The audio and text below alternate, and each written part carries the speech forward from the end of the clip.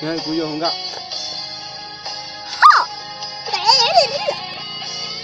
Ủa. Cô mày. Hứa ai? Rồi nha.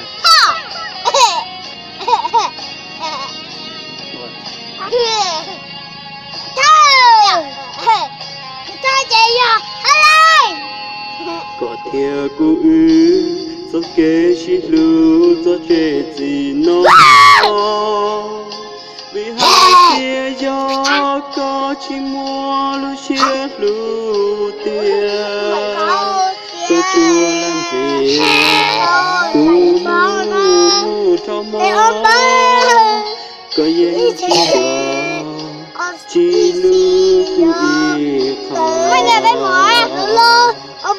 Cho có tiếng có lúa chỉ lưu chia nhà mù nhía.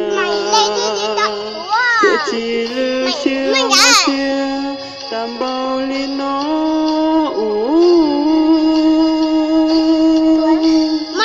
giờ có chỉ lưu cho chỉ kia chỉ nhớ cho chỉ hai đủ nó có ta vô trái nhớ mù nhớ trái vô mù xa luôn nó cho xa yo tu cho có cho yon yon cho nó từ thiên hạ ca có chỉ nhớ cho có chỉ kia thấu cho có chỉ lưu cho có chỉ kia thấu gió để cho nó tôi chỉ lưu xia mò xia đâu có bao nó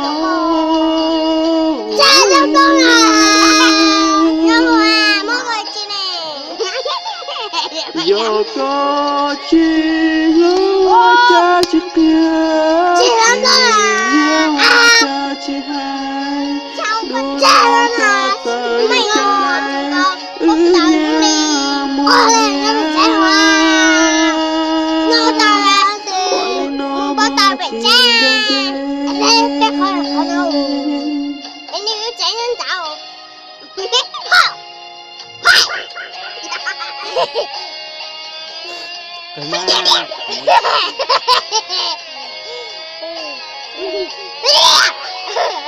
máu lại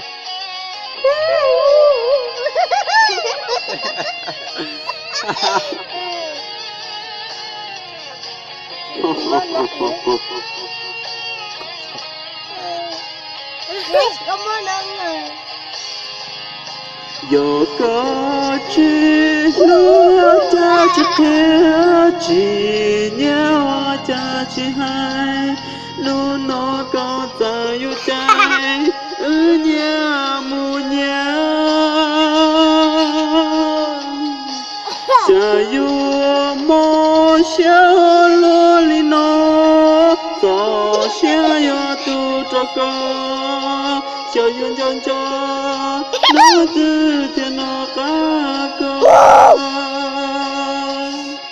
chỉ nhớ cho có chỉ kia thấu cho có chỉ lưu cho có chỉ kia thấu gió để cho nó tự chỉ siêu mò siêu đâu có bao nó